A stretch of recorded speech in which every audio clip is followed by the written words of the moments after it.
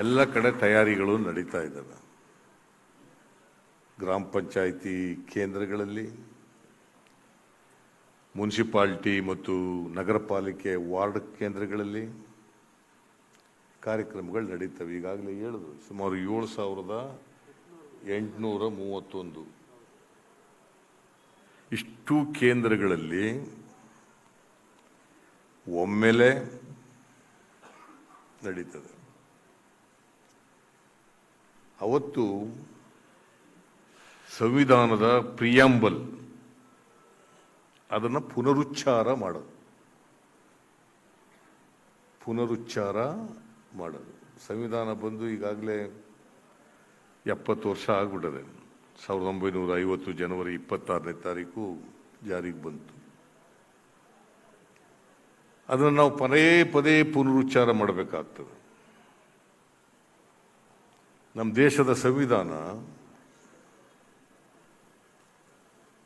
ಇಡೀ ಜಗತ್ತಿನಲ್ಲೇ ಶ್ರೇಷ್ಠವಾದಂಥ ಸಂವಿಧಾನ.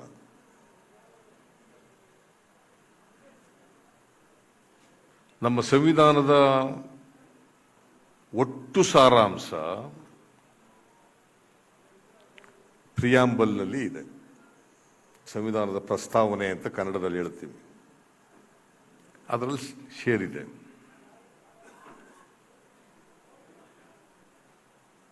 ಅದನ್ನು ಪುನರುಚ್ಚಾರ ಮಾಡ್ತಾ ಇರಬೇಕು, ಮನನ ಮಾಡ್ತಾ ಇರಬೇಕು, ಅದರಂತೆ ನಡೀಬೇಕು.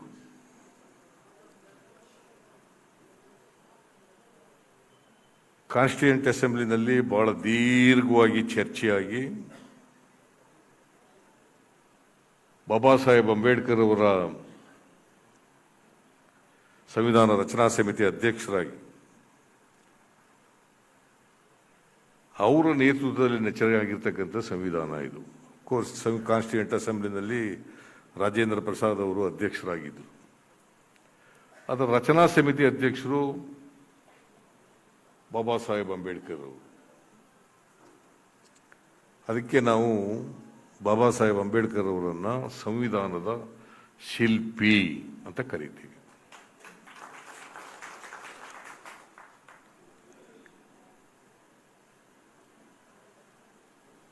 ಬಾಬಾ ಸಾಹೇಬ್ ಅಂಬೇಡ್ಕರ್ ಅವರು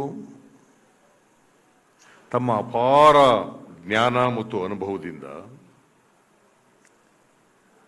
ಇಂಥ ಒಂದು ಶ್ರೇಷ್ಠ ಸಂವಿಧಾನವನ್ನು ನಮ್ಮ ದೇಶಕ್ಕೆ ಕೊಟ್ಟಿದ್ದಾನೆ.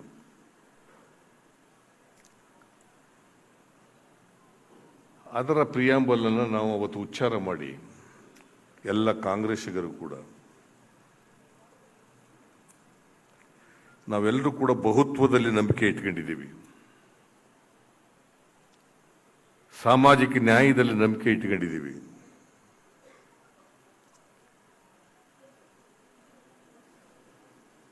ನಮಗೆ ಬೇರೆ ಧರ್ಮದಲ್ಲಿ ನಂಬಿಕೆ ಇದೆ, ನಮ್ಮ ಧರ್ಮದಲ್ಲಿ ನಂಬಿಕೆ ಇದೆ. ಸರ್ವ ಧರ್ಮದಲ್ಲಿ ನಂಬಿಕೆ ಇರ್ತಕ್ಕಂಥವರು ಸರ್ವ ಧರ್ಮಗಳನ್ನು ಸಮಾನವಾಗಿ ಕಾಣ್ತಕ್ಕಂಥ ಪಕ್ಷ ಕಾಂಗ್ರೆಸ್ ಪಕ್ಷ ಮಾತ್ರ. ಭಾರತೀಯ ಜನತಾ ಪಕ್ಷ ಆಗಲಿ ಬೇರೆಯವರಾಗಲಿ ಸಂವಿಧಾನಕ್ಕೆ ಬದ್ಧವಾಗಿ ನಡ್ಕೊಳ್ತಕ್ಕಂಥವ್ರಲ್ಲ. ಅವರು ಇವತ್ತು ಅಧಿಕಾರದಲ್ಲಿರ್ತಕ್ಕಂಥ ಭಾರತೀಯ ಜನತಾ ಪಕ್ಷದವರು ವಾಜಪೇಯಿ ಅವರು 6 ವರ್ಷ ಅಧಿಕಾರದಲ್ಲಿದ್ದರು. ಈಗ ನರೇಂದ್ರ ಮೋದಿ ಅವರು 6 ವರ್ಷ ಅಧಿಕಾರದಲ್ಲಿದ್ದಾರೆ. ಒಟ್ಟು 12 ವರ್ಷಗಳು ಕಾಲ ಕೇಂದ್ರದಲ್ಲಿ ಅಧಿಕಾರದಲ್ಲಿದ್ದಾರೆ.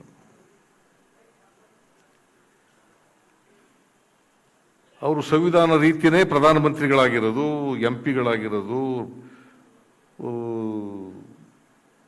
ವಿಧಾನಸಭೆ ವಿಧಾನ ಪರಿಷತ್ತು ಸದಸ್ಯರುಗಳಾಗಿರ್ತಕ್ಕಂಥದ್ದು. ಒಂದು ವೇಳೆ ಬಾಬಾ ಸಾಹೇಬ್ ಅಂಬೇಡ್ಕರ್ ಅವರು ಇಂಥ ಒಂದು ಸಂವಿಧಾನ ನಮ್ಮ ದೇಶಕ್ಕೆ ಕೊಡದೇ ಹೋಗಿದ್ರೆ ನರೇಂದ್ರ ಮೋದಿ ಆದಿಯಾಗಿ ನನ್ನ ಆದಿಯಾಗಿ ಯಾರು ಕೂಡ ಲೋಕಸಭೆಗೆ ವಿಧಾನಸಭೆಗೆ ಬರಲಿಕ್ಕೆ ಸಾಧ್ಯ ಆಗ್ತಾ ಇರಲಿಲ್ಲ ಅಂತಕ್ಕಂಥ ತಿಳ್ಕೊಂಡು ಇಂಥ ಸಂವಿಧಾನ ಇರೋದ್ರಿಂದ ಅವರೆಲ್ಲ ಪ್ರಧಾನಮಂತ್ರಿ ಆಗಿರೋದು ಲೋಕಸಭಾ ಸದಸ್ಯರುಗಳಾಗಿರ್ತಕ್ಕಂಥದ್ದು, ಮಂತ್ರಿಗಳಾಗೋದು, ಮುಖ್ಯಮಂತ್ರಿ ಆಗೋದು, MLAಗಳು, MLCಗಳಾಗೋದು, ಇದನ್ನು ನಾವು ಯಾವತ್ತೂ ಕೂಡ ಮರಿಬಾರದು.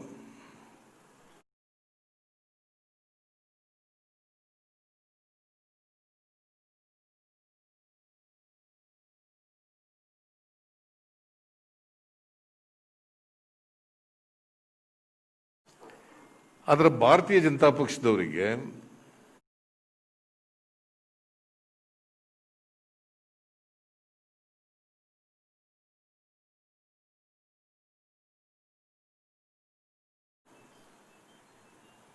ಸಂವಿಧಾನ ರಚನೆ ಆದ್ದರಿಂದಲೂ ಕೂಡ ಇವತ್ತಿನವರೆಗೆ ಅವರಿಗೆ ಗೌರವ ಇಲ್ಲ.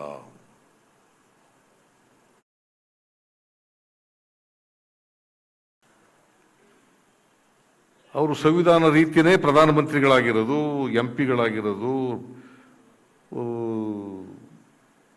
ವಿಧಾನಸಭೆ ವಿಧಾನ ಪರಿಷತ್ತು ಸದಸ್ಯರುಗಳಾಗಿರ್ತಕ್ಕಂಥದ್ದು.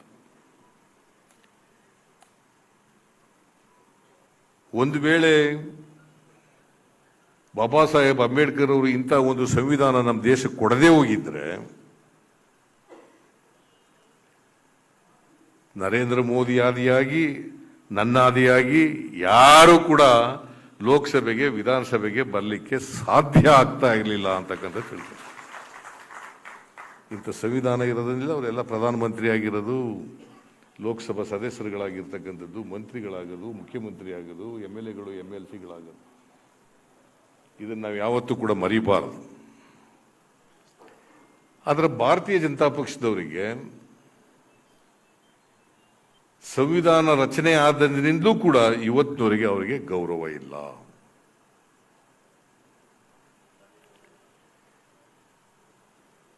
ಅವ್ರಿಗೆ ನಂಬಿಕೆ ಇರೋದು ಯಾವುದಪ್ಪ ಅಂತಂದ್ರೆ ಮನುಸ್ಮೃತಿ.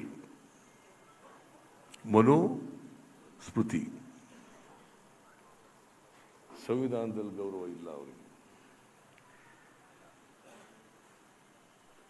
ಎಲ್ಲ RSSನವರ ಆದಿಯಾಗಿ ಸಂಘ ಪರಿವಾರದವರು ಎಲ್ಲರೂ ಇದ್ದಾರಲ್ಲ, ಅವ್ರಿಗೆ ಯಾರಿಗೂ ಸಂವಿಧಾನದಲ್ಲಿ ನಂಬಿಕೆ ಇಲ್ಲ, ಗೌರವ ಇಲ್ಲ.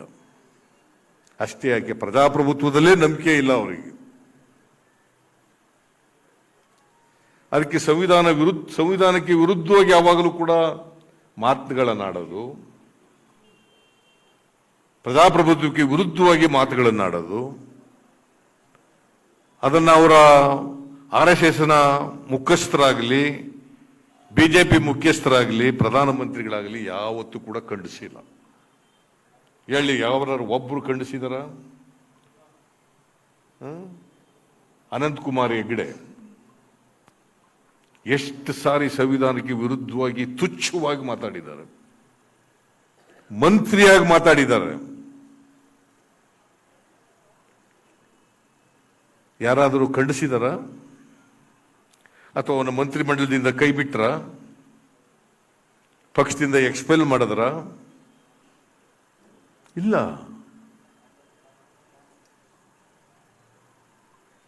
ಅದರ ಅರ್ಥ ಪರೋಕ್ಷವಾಗಿ ಅದಕ್ಕೆ ಬೆಂಬಲ ಇದೆ ಅಂತ ಅದರ ಅರ್ಥ. ಇದನ್ನ ನಾವು ಅರ್ಥ ಮಾಡ್ಕೋಬೇಕಾಗ್ತದೆ. ಯಾವುದೇ ಚುನಾಯಿತ ಸರ್ಕಾರ ನಮ್ಮ ದೇಶದಲ್ಲಿ, ಕೇಂದ್ರದಲ್ಲಿರ್ಬೋದು, ರಾಜ್ಯಗಳಲ್ಲಿರ್ಬೋದು, ಅಥವಾ ಸ್ಥಳೀಯ ಸಂಸ್ಥೆಗಳಿರ್ಬೋದು, ಪಂಚಾಯತ್ ವ್ಯವಸ್ಥೆ ಇರ್ಬೋದು, ಸಂವಿಧಾನದ ನಿಯಮಾವಳಿಗಳಿಗೆ ಅನುಗುಣವಾಗಿ ನಡ್ಕೊಳ್ಬೇಕು.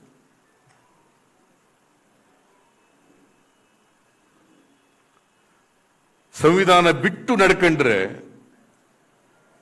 ಅದು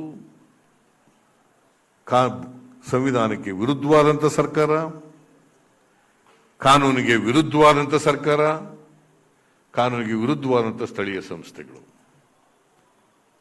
ಸುಪ್ರೀಂ ಕೋರ್ಟ್ನಲ್ಲಿ ಅಂಥ ಸರ್ಕಾರಗಳನ್ನು ಅಧಿಕಾರ ಮಾಡಲಿಕ್ಕೆ ಬಿಡಲ್ಲ, ಹೈಕೋರ್ಟ್ನಲ್ಲಿ ಬಿಡಲ್ಲ. ಆದರೂ ಕೂಡ ಇವತ್ತು ಸಂವಿಧಾನಕ್ಕೆ ವಿರುದ್ಧವಾಗಿ ಭಾರತೀಯ ಜನತಾ ಪಕ್ಷದವರು ಆಡಳಿತ ನಡೆಸ್ತಾ ಇದ್ದಾರೆ. ಅವರ ಸಂಸತ್ ಸದಸ್ಯರುಗಳು, ಶಾಸಕರುಗಳು ಅನೇಕ ಬಾರಿ ಅಂಬೇಡ್ಕರ್ ಬಗ್ಗೆ ಅವಹೇಳನಕರವಾಗಿ ಮಾತಾಡ್ತಾರೆ. ಇಲ್ಲಿ ಯಾವನೋ ಒಬ್ಬ ಸೂರ್ಯ ಅಂತಲೇ ಯಾರೋ ಒಬ್ಬ ಹೊಸದಾಗಿ ಗೆದ್ದಿದ್ದಾನೆ, ಬಿಜೆಪಿ. ಅವನಿಗೆ ಹೆಸರಿಟ್ಟಿರದೆ ಸೂರ್ಯ ಅಂತ ತಪ್ಪು, ಅವನಿಗೆ ಅಮಾವಾಸ್ಯೆ ಅಂತ ಇಡಬೇಕಾಯ್ತು. ಅವನಿಗೆ ಸೂರ್ಯ ಅಂತ ಹೆಸರಿಟ್ಟಿರದೆ ತಪ್ಪು, ಅವನಿಗೆ ಅಮಾವಾಸ್ಯೆ ಅಂತ ಇಡಬೇಕಾಗಿತ್ತು. ಅವನು ಅಂಬೇಡ್ಕರ್ ಅವರ ಪ್ರತಿಮೆಗಳನ್ನು ಧ್ವಂಸ ಮಾಡಿ ಅಂಬೇಡ್ಕರ್ ಅವರ ಇದನ್ನ ಸುಟ್ಟಾಕಿ ಪ್ರತಿಕೃತಿಗಳನ್ನ ಈ ತರ ಎಲ್ಲ ಭಾಷಣ ಮಾಡ್ತಾರೆ. ನರೇಂದ್ರ ಮೋದಿ ಅವರಿಗೆ ಸಂವಿಧಾನದಲ್ಲಿ ಗೌರವ ಇದ್ದಿದ್ರೆ ಇವರು ಟಾಲರೇಟ್ ಮಾಡ್ಕೊತಾ ಇದ್ರ, ಸಹಿಸ್ಕೊತಾ ಇದ್ರ? ಅದರ್ಥ ಸಂವಿಧಾನಕ್ಕೆ ವಿರುದ್ಧವಾಗಿ ಇತ್ತೀಚೆಗೆ ನಮ್ಮ ವಿಧಾನಸಭೆಯಲ್ಲಿ ಮತ್ತೆ ಕೌನ್ಸಿಲ್ನಲ್ಲಿ ಸ್ಪೀಕರ್ ಮತ್ತೆ ಚೇರ್ಮನ್ ಸಂವಿಧಾನದ ಬಗ್ಗೆ ಚರ್ಚೆ ಅಂತ ಒಂದು ವಿಷಯ ಪ್ರಸ್ತಾಪ ಆಯಿತು. ಆಗ ಅವರ ಒಳಗಡೆ ಇರ್ತಕ್ಕಂಥ ಅಂತರ್ಗತವಾದಂಥ ಮನಸ್ಸಿದೆಯಲ್ಲ, ಅದು ಬಹಳ ವ್ಯಕ್ತವಾಗೋಯ್ತು ಬಹಳ ಜನರಲ್ಲಿ. ಅಂಬೇಡ್ಕರ್ ಬಗ್ಗೆ ಅವ್ರಿಗಿರ್ತಕ್ಕಂಥ ಅಭಿಪ್ರಾಯ, ಸಂವಿಧಾನದ ಬಗ್ಗೆ ಅವ್ರಿಗಿರ್ತಕ್ಕಂಥ ಅಭಿಪ್ರಾಯ ಹೊರನೋಟಕ್ಕೆ ಹೇಳ್ತಾರೆ, ಅದರ ಅಂತರ್ಗತವಾಗಿಲ್ಲ. ಅವ್ರ ಕಮಿಟ್ಮೆಂಟ್ ಇರೋದೇ ಮನುಸ್ಮೃತಿಗೆ. ಇದು ಕಾಂಗ್ರೆಸ್ ಪಕ್ಷ ಇವತ್ತು ಈ ಸಂವಿಧಾನವನ್ನು ರಕ್ಷಣೆ ಮಾಡ್ತಕ್ಕಂಥದ್ದು, ಸಂವಿಧಾನವನ್ನು ಗೌರವಿಸ್ತಕ್ಕಂಥದ್ದು, ಸಂವಿಧಾನದಂತೆ ನಡ್ಕೊಳ್ತಕ್ಕಂಥದ್ದು ನಮ್ಮೆಲ್ಲರ ಆದ್ಯ ಕರ್ತವ್ಯ ಅಂತಕ್ಕಂಥದ್ದನ್ನ ಇವತ್ತು ಬಹಳ ಸ್ಪಷ್ಟವಾಗಿ. ಅದಕ್ಕೆ ಬಹುಶಃ ಪ್ರಿಯಾಂಬಲ್ ಅನ್ನ ಮತ್ತೆ ಪುನರುಚ್ಚಾರ ಮಾಡ್ತಕ್ಕಂಥದ್ದನ್ನ ಮಾಡ್ತಾ ಇದ್ದೀವಿ. ಪದೇ ಪದೇ ಮಾಡ್ತಲೇ ಇರಬೇಕು. ಬಹಳ ಜನ ಸಂವಿಧಾನ ಓದ್ಕೋಬೇಕು. ನನ್ನ ಪ್ರಕಾರ ನಮ್ಮ ಎಲ್ಲ ಕಾಂಗ್ರೆಸ್ ಕಾರ್ಯಕರ್ತರು ಕೂಡ ಸಂವಿಧಾನ ಓದ್ಕೋಬೇಕು. ಒಂದು ಸಣ್ಣ ಪುಸ್ತಕ ಬರೆದಿದ್ದಾರೆ ಇವರು, ನಾಗಮೋಹನ್ ದಾಸ್, ಸಂವಿಧಾನ ಓದಿ. ಸಂವಿಧಾನ ಓದಿ ಅದೇನು ಒಂದು ಗಂಟೆಯಲ್ಲಿ ಓದ್ಕೋಬಹುದು. ಅದನ್ನೆಲ್ಲರೂ ಓದ್ಬೇಕು ತಗೊಂಡು, ನಿಮಗೆ ಸಂವಿಧಾನ ಅರ್ಥ ಆಗ್ತದೆ, ಸಂವಿಧಾನ ರೀತಿ ನಡ್ಕೊಳ್ತಕ್ಕಂಥದ್ದು ಬರ್ತದೆ.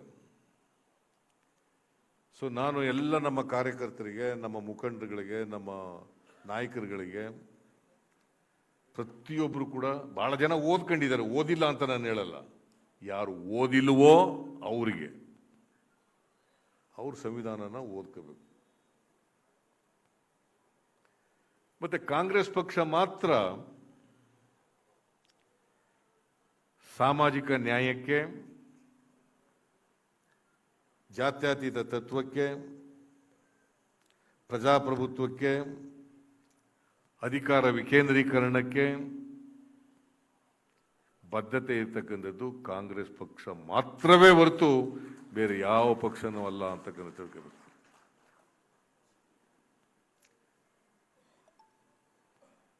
ಕೆಲವರಿಗೆ ಭಾರತೀಯ ಜನತಾ ಪಕ್ಷದಿಂದ ಹಾನಿ ಆಗ್ತದೆ ಅಂತ ಗೊತ್ತಿದ್ದು ಕೂಡ ಹಾನಿ ಮಾಡಿದ್ದಾರೆ, ಮುಂದೇನು ಮಾಡ್ತಾರೆ ಅಂತ ಗೊತ್ತಿದ್ರು ಕೂಡ ಸ್ವಾರ್ಥಕ್ಕೋಸ್ಕರ ಆ ಪಕ್ಷಕ್ಕೆ ಹೋಯ್ತಾರ ಹೊರತು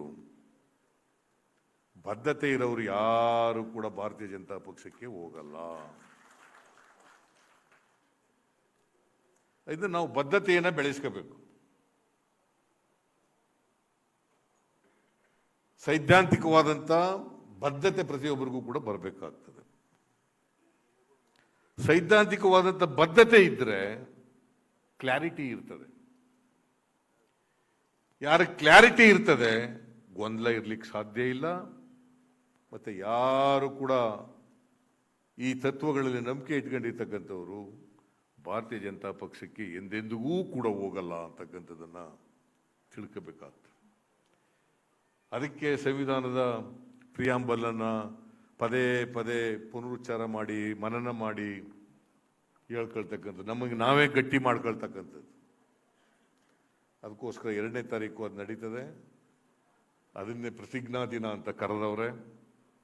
ಅವತ್ತು ಅಧಿಕಾರ ಪದಗ್ರಹಣ ಆಗ್ತದೆ. ಈಗಾಗಲೇ ಆಗ್ಬಿಟ್ಟಿದ್ದಾರೆ ಅಧ್ಯಕ್ಷ. ನಾನು ಹೇಳಿದೆ, ನಾನು ಸೀನಿಯರ್ ಲೀಡರ್ಸ್ ಮೀಟಿಂಗ್ನಲ್ಲಿ, ಈಗಾಗಲೇ ಅಧ್ಯಕ್ಷ ಆಗ್ಬಿಟ್ಟಿದ್ದೀರಲ್ಲಪ್ಪ DK ಶಿವಕುಮಾರ್, ಮತ್ತೊಂದು ಸಾರಿ ಯಾಕೆ ಪದಗ್ರಹಣ? ಇಲ್ಲ, ಇನ್ನೂ ಅಧಿಕಾರ ಹಸ್ತಾಂತರ ಇದಾಗಿಲ್ಲ ಎಂಥದ್ದು, ಏನಂತ ಹೇಳೋದು, ಅಧಿಕೃತವಾಗಿ ಆಗಿಲ್ಲ.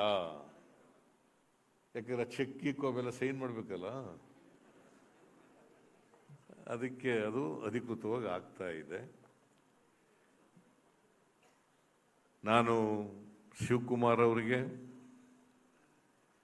3 ಜನ ಕಾರ್ಯಾಧ್ಯಕ್ಷರುಗಳಿಗೆ, ಈಶ್ವರ್ ಖಂಡ್ರೆ, ಸಲೀಂ ಅಹಮದ್ ಮತ್ತೆ ಜಾರಕಿಹೊಳಿ, ಸತೀಶ್ ಜಾರಕಿಹೊಳಿ, ಅವ್ರ 3 ಜನರಿಗೆ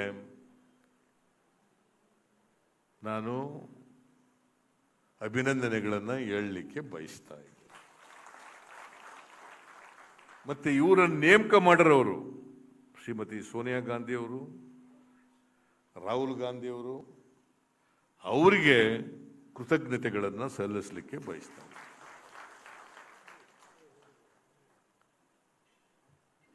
ಕೇಂದ್ರದಲ್ಲಿ ನರೇಂದ್ರ ಮೋದಿ ಅವರ ಸರ್ಕಾರ ಬಂದು 6 ವರ್ಷಗಳಾಗೋಯ್ತು. 7ನೇ ವರ್ಷ ನಡೀತಾ ಇದೆ. 1 ಟರ್ಮ್ ಮುಗಿದು 2ನೇ ಟರ್ಮ್ನಲ್ಲೂ ಕೂಡ 2ನೇ ವರ್ಷ ನಡೀತಾ ಇದೆ. ಬಹುಶಃ ಭಾರತ ದೇಶದ ಇತಿಹಾಸದಲ್ಲಿ ನರೇಂದ್ರ ಮೋದಿ ಅವರಷ್ಟು ಸುಳ್ಳೇಳದಂತ ಪ್ರಧಾನಮಂತ್ರಿ ಯಾರು ಕೂಡ ಬಂದಿಲ್ಲ. ಇಷ್ಟೊಂದು ಸುಳ್ಳು ಹೇಳಿದವರು,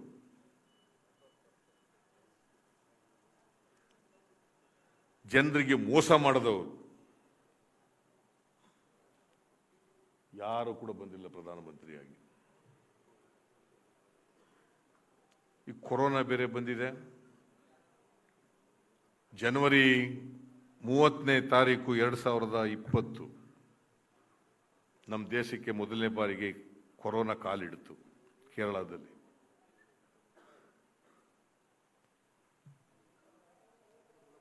ಮಾರ್ಚ್ 24ರಂದು ಲಾಕ್ಡೌನ್ ಘೋಷಣೆ ಮಾಡಿದ್ರು ಪ್ರಧಾನಮಂತ್ರಿಗಳು. ಅದಕ್ಕಿಂತ ಮೊದಲೇ ಜಾಗಟೆ ಬಾರಿಸು, ಚಪ್ಪಾಳೆ ತಟ್ಟು, ದೀಪ ಹಚ್ಚು, ಎಷ್ಟು ಭಾವನಾತ್ಮಕವಾಗಿ ಜನರನ್ನ ಪದೇ ಪದೇ ಪದೇ ಈ ದೇಶದ ಜನರನ್ನ ಕೆರಳಿಸಿ ದೇಶವನ್ನು ತಪ್ಪು ದಾರಿಗೆ ಎಳಿತಕ್ಕಂಥ ಪ್ರಯತ್ನವನ್ನು ನರೇಂದ್ರ ಮೋದಿ ಅವರು ಮಾಡ್ತಾರೆ. ಈ ರೋಗ ಬಂದಿದೆ, ಜನರ ಜೀವ ಉಳಿಸಬೇಕು ಅಂಥದ್ರಲ್ಲೂ ಕೂಡ ಭಾವನಾತ್ಮಕವಾದಂಥ ವಿಚಾರಗಳನ್ನು ಪ್ರಸ್ತಾಪ ಮಾಡ್ತಾರೆ. ಒಂದು ವೇಳೆ ಫೆಬ್ರವರಿ ತಿಂಗಳಲ್ಲೇ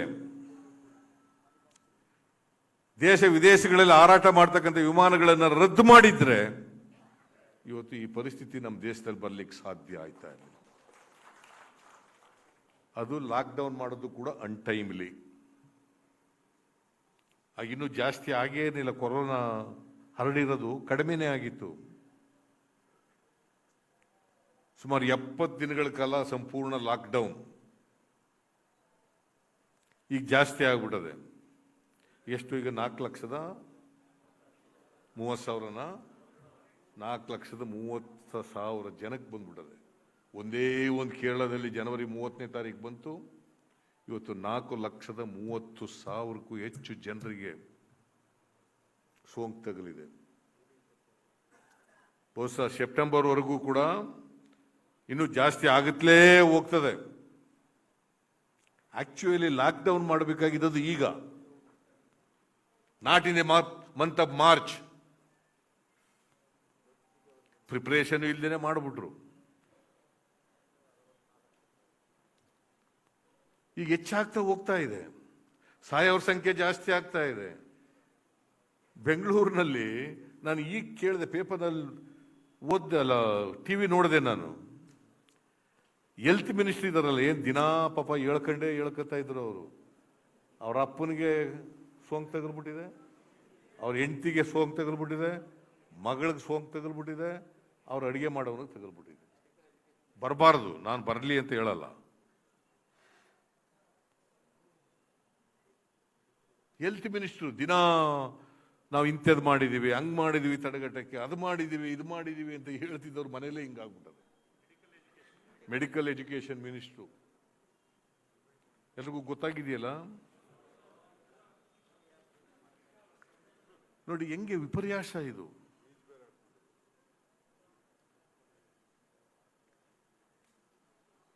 ಆಮೇಲೆ ಲಾಕ್ಡೌನ್ ಮಾಡಿಬಿಟ್ರು. ಯಾವ ಸಂಘಟಿತ ಅಸಂಘಟಿತ ಬಡವರು ಯಾರಿಗೂ ಏನು ₹1 ಕೊಡ್ಲಿಲ್ಲ. ಘೋಷಣೆ ಮಾಡೋದನ್ನು ಕೊಟ್ಟಿಲ್ಲ ಇವತ್ತಿನವರಿಗೆ. ನರೇಂದ್ರ ಮೋದಿ ಅವರು 20 ಲಕ್ಷ ಕೋಟಿ ರೂಪಾಯಿಗಳು ಎಕನಾಮಿಕ್ ಸ್ಟಿಮ್ಯುಲಸ್. ಯಾರಿಗೆ ಸ್ಟಿಮ್ಯುಲಸ್ ಆಗಿದೆಯಪ್ಪ ನಂಗಂತೂ ಗೊತ್ತಿಲ್ಲ. ಯಾವ್ರಿಗೆ ಎಲ್ಲಿಗೆ ಸ್ಟಿಮ್ಯುಲಸ್, ಎಲ್ಲಿಗೆ? The cash outgo from the treasury of the central government less than 2 lakh crores. Less than 2 lakh crores. 20 lakh ಆಗಿದ್ರೆ ಬಜೆಟ್ 30 ಲಕ್ಷ 42,230 ಕೋಟಿ ಕೇಂದ್ರದ ಬಜೆಟ್. 30 ಲಕ್ಷ 42,230 ಕೋಟಿ. ಹಾಗಾದ್ರೆ ಇಲ್ಲ ಬಜೆಟ್ ಸೈಜ್ ಜಾಸ್ತಿ ಆಗಬೇಕು, ಇಲ್ಲ ಬಜೆಟ್ ಸೈಜು ಕಟ್ ಆಗ್ಬೇಕು. ಇವತ್ತಿನವ್ರಿಗೆ ಯಾವ್ದಾರು ಹೇಳಿದಾರ ನೋಡಿ, ಎಂಥ ಹಸಿ ಸುಳ್ಳು. 20 lakh 10% of the GDP of the country. ಎಲ್ರಿ ನರೇಂದ್ರ ಮೋದಿ ಅವರೇ? Not even 1% of GDP. Not even 1% of GDP. ಜಗತ್ತಿನ ಬೇರೆ ಬೇರೆ ದೇಶಗಳು ಕೊರೋನಾ ಸಂಬಂಧಪಟ್ಟಾಗೆ 10%, 15%, 20%, 30%, 40% ವರೆಗೆ ಅವರ GDP ನಲ್ಲಿ ಹಣ ಖರ್ಚು ಮಾಡಿದ್ದಾರೆ ರೋಗ ತಡೆಗಟ್ಟಲಿಕ್ಕೆ. ನರೇಂದ್ರ ಮೋದಿ ಡ್ರಾಮಾ. ಬಾಯಿಯೋ ಬಹನೋ ಇದು ಬಿಟ್ಟರೆ ಬೇರೆ ಏನು ಹೇಳೋದೇ ಇಲ್ಲ.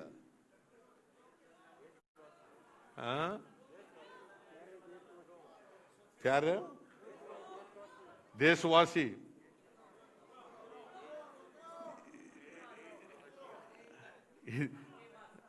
ಮನ್ ಕಿ ಬಾತ್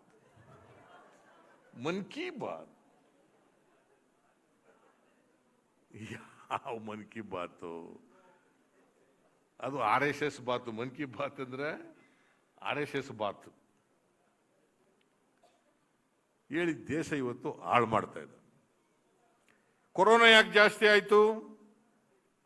ತಬ್ಲಿಗಿಗಳಿಂದ ಆಗೋಯ್ತು. ಹಾಗಾದ್ರೆ ಈಗ ಯಾವ ತಬ್ಲಿಗಳಿದಾರಪ್ಪ? ಈಗೆಲ್ಲಿದ್ದಾರೆ ತಬ್ಲಿಗಿಗಳು? ಅಮೆರಿಕದಲ್ಲಿದ್ದಾರೆ ತಬ್ಲಿಗಿಗಳು, ಫ್ರಾನ್ಸ್ನಲ್ಲಿದ್ದ ತಬ್ಲಿಗಿಗಳು, ಇಂಗ್ಲೆಂಡ್ನಲ್ಲಿದ್ರ, ರಷ್ಯಾದಲ್ಲಿದ್ರ, ಜರ್ಮನಿನಲ್ಲಿದ್ರ, ಸ್ಪೇನ್ನಲ್ಲಿದ್ರ, ಇಟ್ಲಿನಲ್ಲಿದ್ರ. ಏನೋ ಅಲ್ಪಸಂಖ್ಯಾತರ ಮೇಲೆ ಗೂಬೆ ಕುಳ್ಳರಿಸಲಿಕ್ಕೆ ತಬ್ಲಿಗಿಗಳಿಂದ ಬಂದ್ಬಿಡ್ತು. ಹೆಂಗೆ ಜನರನ್ನ ಭಾವನಾತ್ಮಕ, ಅಲ್ಲೂ ಕೋಮುವಾದ. ಅವ್ರ ಟೋಟಲ್ ಅಜೆಂಡನೇ ಕೋಮುವಾದ. ಅವ್ರ ಎಕನಾಮಿಕ್ ಫಿಲಾಸಫಿನೇ ಕೋಮುವಾದ, ಅವ್ರ ಸೋಷಿಯಲ್ ಫಿಲಾಸಫಿನೇ ಕೋಮುವಾದ. ಅದು ಬಿಟ್ಟು ಬೇರೆ ಯಾವ ಐಡಿಯಾಲಜಿನೂ ಇಲ್ಲ ಅವರು.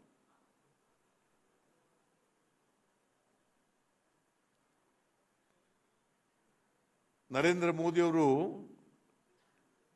ಇಡಿ, ಇನ್ಕಮ್ ಟ್ಯಾಕ್ಸು, CBI ಅವು ಇಟ್ಕೊಂಡು ಎಲ್ಲರೂ ಎದುರಿಸಕ್ಕೆ ಶುರು ಮಾಡಿಬಿಟ್ಟಿದ್ದಾರೆ. ಎಲ್ಲರೂ ಯಾರಾದರೂ ನಮ್ಮ ವಿರುದ್ಧ ಮಾತಾಡಿದ್ರೆ ಮಾಡಿ ಇಡಿ ಬಿಡ್ತೀವಿ, ಇನ್ಕಮ್ ಟ್ಯಾಕ್ಸ್ ಬಿಟ್ಬಿಡ್ತೀವಿ, CBI ಬಿಡ್ತೀವಿ, ಹುಷಾರ್.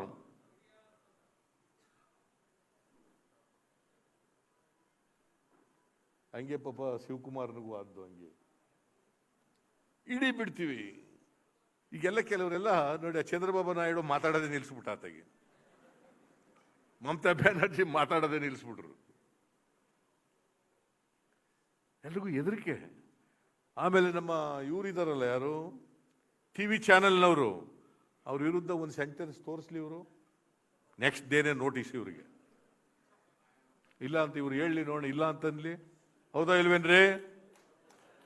ಮತ್ತೆ